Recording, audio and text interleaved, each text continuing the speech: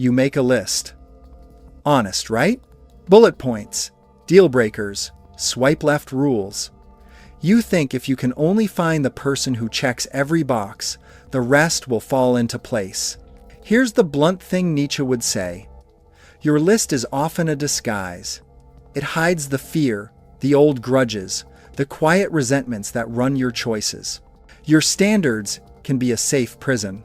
Think about that for a second. Not every rule you live by protects you. Some of them punish you. Some of them punish others. Some keep you small. The work we begin now is to learn the difference between a standard that makes you greater and a standard that keeps you comfortable and resentful. This is a short, sharp idea. Standards are values in action. When values come from fear or from fitting in, they become reactive. When values grow from creative strength, they become standards that invite better partners and better versions of yourself. Nietzsche called for a revaluation of values. Jung showed us where the unseen parts of ourselves, our shadow, hide the motives for those values. Put those two together and you get a brutal, kind tool, a way to clear the slate and write standards that actually serve your life. Before we go deeper, let's do one simple, strange experiment. Close your eyes and imagine one relationship you keep trying to repeat. Same pattern, same disappointment. Imagine you could press rewind and replay that life forever. Every painful scene and every small joy. Would you wish to live it again and again? This is Nietzsche's eternal recurrence turned into a test. If the answer is no, don't panic. It simply tells you where values are not life-affirming. If the answer is yes, you are close to a standard that affirms life. Why does this matter now? Because modern dating hands out scripts how to behave, who to blame, what counts as success. Those scripts are often born in what Nietzsche named slave morality. Rules formed from weakness, from a desire to make others wrong because you feel wrong. In relationships, this looks like moral checklists disguised as self-respect. It looks like an insistence on purity, an insistence on being the morally correct partner while secretly expecting the other to carry your shame. That's not strength. That's ressentiment wearing a badge. So what does a Nietzschean standard actually look like? It starts with ownership. You claim your wants and your faults. You stop pretending your desires are just needs or rights, while your part in the mess is invisible. A Nietzschean standard says, I will not sacrifice my becoming to avoid discomfort. It says, I will choose partners who invite me to grow, not partners who prop up my safe story. Still, Nietzsche alone is a razor without a balm. He pushes you to create, and sometimes creation needs integration. This is where Jung becomes essential. Jung teaches that much of what we call moral rules are actually projections. You insist a partner must never be jealous because you have refused to look at your own shadow jealousy. You insist a partner be endlessly patient because you cannot tolerate your own impatience. The shadow is the hot coal you throw at others when you could be warming your hands by it. So the two-step practice I'll give you is simple and hard. Expose, then create. First, expose the shadow behind each rule. Ask the honest question. What do I fear will happen if I let this go? Name the emotion. Name the old scene who told you that when you were young. Write it down. This is not blame. It is excavation. When you find the buried motive, you separate the rule from the wound. Then create. Take the raw, honest value that remains after the excavation and refine it. Replace rigid clauses with living sentences. I will never date someone who X becomes, I will choose relationships that encourage my capacity for kindness and courage. Note the movement from prohibition to aspiration. Prohibitions are reactive. Aspirations are generative. Let me give you a concrete example. Many people have the rule, "I won't date people who are flaky." On the surface, that seems reasonable, but under it could hide a shadow story. When you were a child, someone unreliable left you, and you never learned to trust. Excavation reveals that the rule is a shield against abandonment anxiety. The refined standard could be, "I prioritize relationships where communication is honest and commitments are kept. I will ask for clarity and expect consistency." The new standard includes both boundary and invitation. It asks for behavior, but it refuses the moral scorched earth that turns human fallibility into permanent banishment. Another tool is the Nietzschean test of endurance. Would this standard pass the trial of eternal recurrence? If you had to live with a person who meets your standard for 1000 repeats, would your life be affirmed? This is a strange but clarifying lens. It forces you to trade performative purity for a life-worthiness check. We also need some rules about testing your standards. Standards without method are sermons. Use small experiments.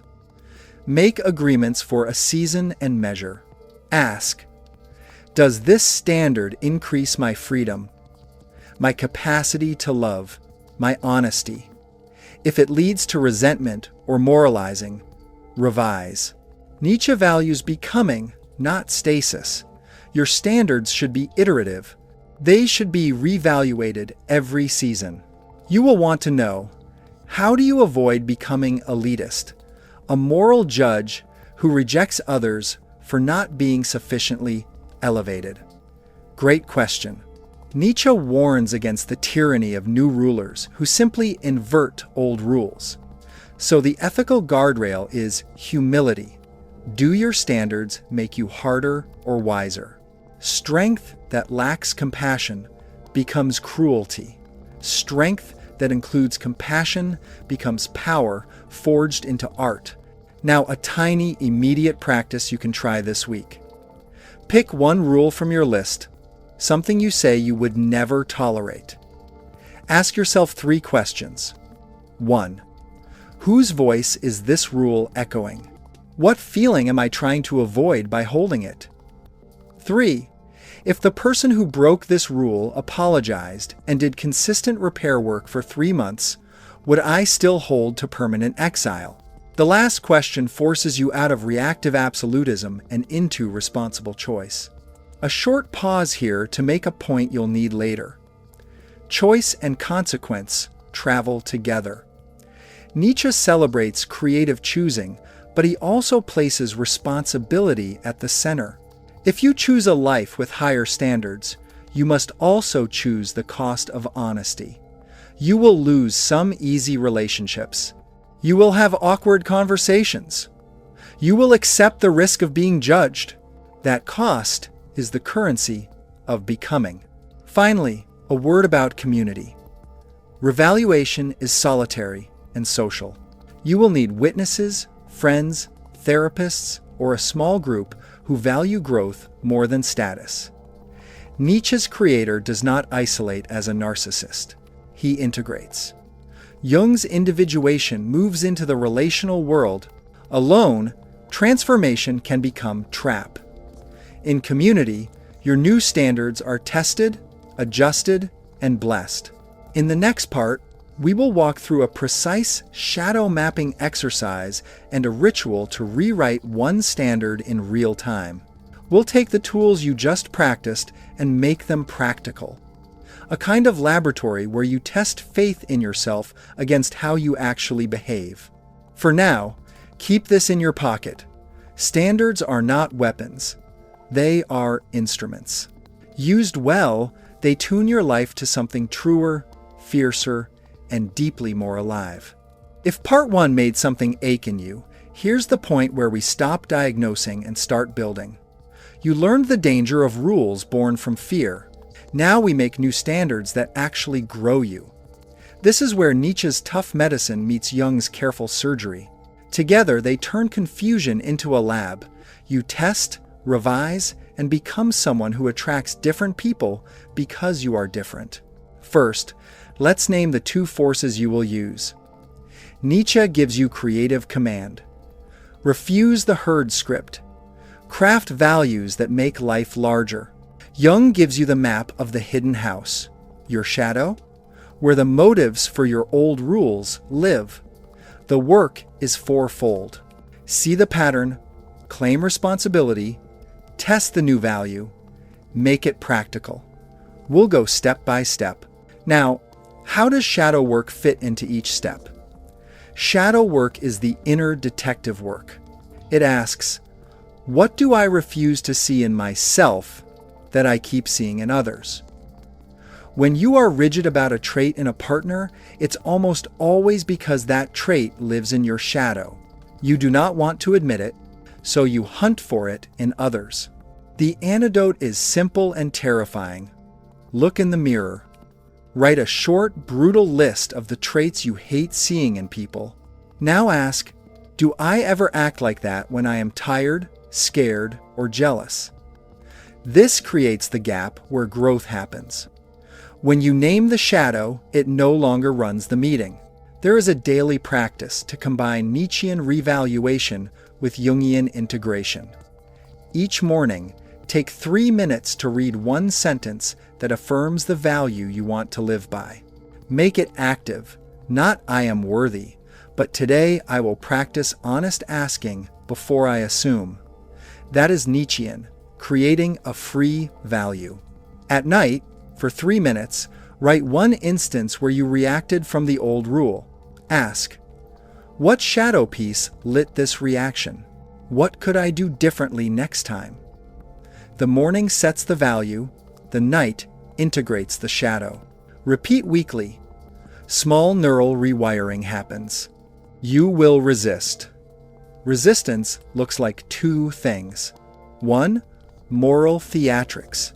You will find yourself lecturing partners about how they must be. That is old slave morality using the language of rightness to control. 2. Intellectualizing. You will read Nietzsche and use it as a philosophy trophy while refusing honest work. Both are defenses. The cure. Humility and repair. Say sorry when you are wrong. Practice immediate, specific repair. That quiet action breaks both pride and theory as an excuse. There is another practical layer, boundary design. Nietzsche celebrates strength. Boundaries are strength in action. Design boundaries that are flexible and compassionate. They are not walls. They are gates that open for repair and close for abuse. A boundary could read, I will not accept repeated lying. One honest slip is met with conversation. A pattern leads to parting. This structure holds you in dignity while allowing human growth. It is a Nietzschean standard because it demands self-respect and invites the other to become better. Let's do a quick case study in plain language. Mia always demanded that partners be emotionally available on her timetable. She would leave relationships the moment a partner met her standard late or poorly, and she wore her quick withdrawal as moral purity. Through shadow work, she discovered a childhood of unreliable adults. Her never protected her from pain, but also kept her from practicing repair. She used the test. Could she commit to training herself to ask for clarity instead of departing? She made an experiment. She stayed and asked once calmly for clarification in 3 situations. 2 times the partner explained and repaired. 1 time, the pattern continued, and she left after making her standard clear. Her new rule became, ask, allow, repair, then decide. She traded tidy moral victory for lived growth. Nietzsche would praise that. She created a standard that affirmed life and demanded strength. What about love as power? People misread Nietzsche thinking it means domination. It does not. Will to power is the power to make, the power to create values, the power to become. Your standards are not little sovereignties over others. They are your creative acts. Use them to invite depth, not to humiliate. Force without art is cruelty. Artful power builds, not crushes. We are not done. Real transformation needs social scaffolding. Share your experiments with someone who will honestly reflect back. Join a small group that values growth over scoring points. Practice saying your provisional manifesto aloud. Ritual matters. Nietzsche knew symbols change hearts. Jung knew rites of passage shape psyche. A simple ritual. Write your revised standard on paper. Read it aloud in front of a mirror. Then burn the paper as a symbol of releasing the old morality. Keep the wording in your phone as a living promise. By now, you should feel the shape of a new project. Excavate your old nevers. Map the shadow that fuels them. Craft life-affirming criteria. Test them in short experiments. And build rituals and community to make new habits stick. This is the work of a lifetime. It is not a quick fix. It is not a manipulative hack. It is a method of becoming. Next, we will dig into precise scripts for conversations that actually repair. You will learn phrasing that refuses moral posturing and demands honest behavior. You will get templates for boundary conversations that are firm and non-shaming. You will practice how to invite repair rather than punish. That is the place where Nietzsche's creator meets Jung's healer, and where real relationship standards are born. Standards that do not protect your ego, but build your life. There is a moment when thinking becomes doing. You've learned how standards can be shields, how Nietzsche pushes you to create values, and how Jung asks you to look under the floorboards of your heart. Now we turn to the garage and build something that works in everyday life. Here are concrete scripts, rituals, and tests that take these big ideas and make them useful for real relationships. I noticed X happened, describe behavior, not character. When that happened, I felt Y, name the feeling without blaming. I need Z to feel safe again. Make a clear, doable request. If we can't meet that need consistently, I will choose W state, a consequence you can follow through on. Now a template for boundaries that are practical, not punitive. Good boundaries are like doors that open and close. Make them clear, flexible, and reviewable. State the boundary in simple terms. I will not accept X behavior in ongoing ways. Give an example of permitted repair. If X happens once, we talk and repair in 24 hours. Give the duration of tolerance. 3 instances in 6 months ends the arrangement. Name the post-boundary practice. If the boundary is crossed, we engage a mediator or therapist for 60 days. These structures let you hold standards without becoming a judge. They give people a chance to grow. They embody Nietzsche's creativity and Stoic discipline. Now the shadow mapping exercise. This is short, but it goes deep. Take a sheet of paper and 2 columns. On the left, write 3 traits you hate in partners. Be honest. On the right, write 3 moments when you have acted like those traits. No excuses. This reveals projection. When you see the match, you can practice owning the shadow. Next, a conversation to say sorry without collapsing.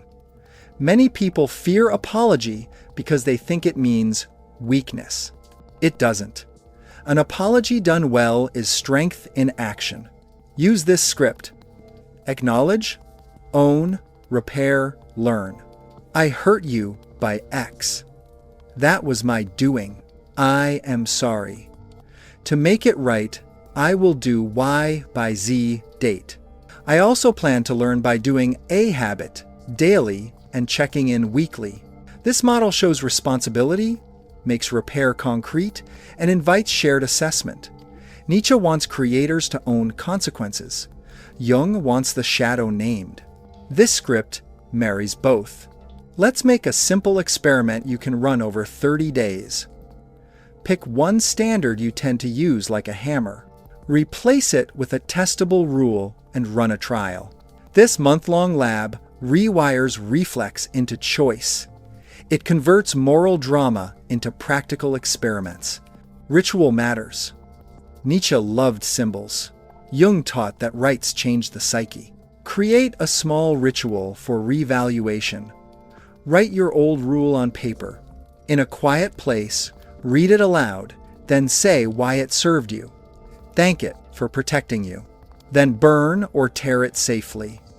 Then write the new standard on clean paper, read it aloud, and sign it. Keep this statement in your phone for when the old reflex returns. Ritual makes change feel real and commits the body as well as the mind. Community helps. Share one experiment with a trusted friend, not to be judged, but to be seen. Accountability is not moralism. It is truth tested by others.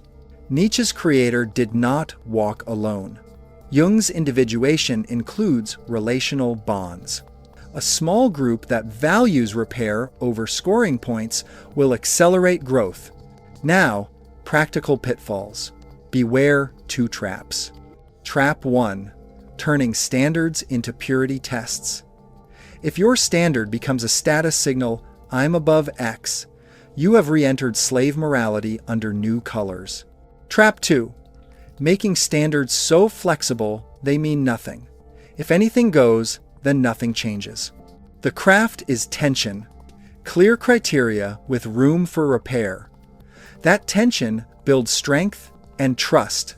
How do you measure success? Use 3 markers. 1. Emotional clarity. Do you wake with less simmering resentment? 2. Relational honesty. Are conversations getting truer, not harsher? 3. Life affirmation. Do your relationships make your life bolder, more creative, more yourself? If yes, your standards are doing their job. Finally, the ethical line. Nietzsche can be misread as giving permission to dominate. He does not. Creation of values must pass the humility test. Does your standard make you less compassionate or more capable of loving deeply?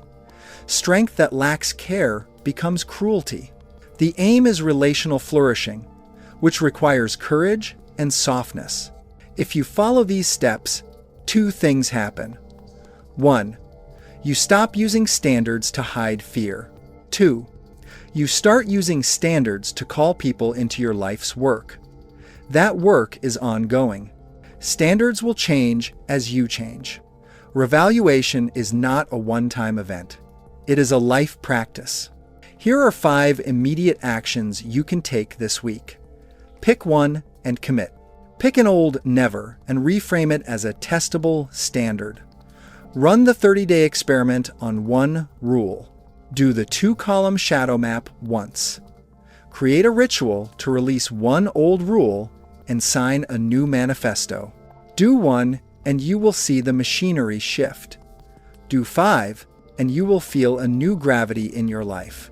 To close, remember this: standards are not armor. They are instruments for becoming. Nietzsche asks you to be an artist of life. Jung asks you to be honest about the darkness you carry. Stoicism asks you to steward your inner state. Use all 3. Create standards that heal rather than wound. Build boundaries that free rather than trap. Invite repair rather than punishment. Choose again and again. When you do that, relationships stop being battlegrounds for old scripts. They become workshops for growth. They become places where you learn to will your life into being together. That is a standard worth living for.